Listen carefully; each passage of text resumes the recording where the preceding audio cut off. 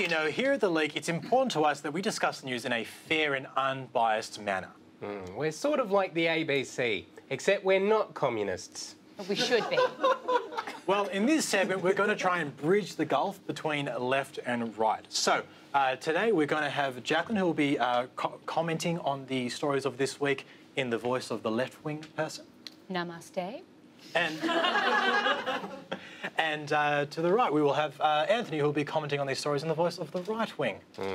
I might pull you up on that, Michael. I'm actually sitting on the left-hand side of the desk. Yeah, but I'm just saying to the audience, you're on the right. Well, wrong again. we right-wingers are the proponents of personal liberty and individual responsibility. From my perspective, I'm on the left of the desk, and that's all there is to it. OK, well, please give our shallow caricatures a round of applause. No, please.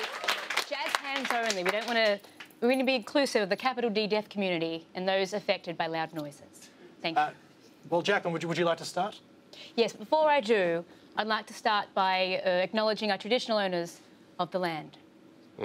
I would also like to acknowledge all kinds of Australians out there that make up our diverse Christian country, whether they be Catholics, Anglicans, Baptists. Who could forget those cheeky Protestants? Yeah, wait, what about Jews? Well, I might take an orange one. Muslims? Oh, and I'll stick to the orange juice. OK, well, our first story this week, that we'd like to try and bridge the gap between left and right. So the facts were that Labor won the seat of Herbert in North Queensland by 8 votes. Now, Jacqueline, what's the left's take on this issue? Swing against coalition continues. Seat of Herbert goes to Labor by 8 votes. Coalition loses mandate. It's quite extreme. Anthony, what's the right's position on this? Herbert, recount automatically triggered by mistaken Labor win. All right, that's pretty extreme. Maybe we can try and find some common ground on the next one, OK? Now, this plebiscite actually might be held next year. Anthony, how would you present this in the right-wing voice? Marriage plebiscite pushed back so people can have a good long think about their democratic right to vote no against the threat of mandatory gay marriage. OK, Jacqueline, and the left on this? Homophobic ads delayed until next year. OK, so we're still pretty extreme, guys. Well, surely you'd both present this story in the same way. I mean, so a Guatemalan teenager was shot this week when he wandered into a house looking for Pokemon. Jacqueline, how would the left look at this? Pokemon player murdered. Who is to blame? Globalised capitalism in a cuddly yellow disguise or toxic masculinity? Citizen defends home against invading youths following orders from Japanese enslavement simulation. OK, guys, I think you're just really, really extreme on this. How about this?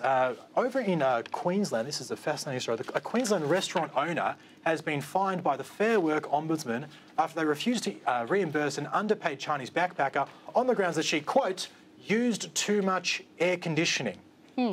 Now, Jacqueline, how would the left view this issue? Justice for hospitality worker squeezed by tyrannic restaurateur. Air conditioning found to be basic human right. Pretty extreme. What about on the right?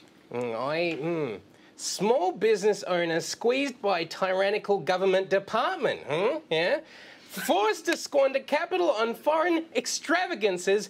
Royal Commission into backpackers pending.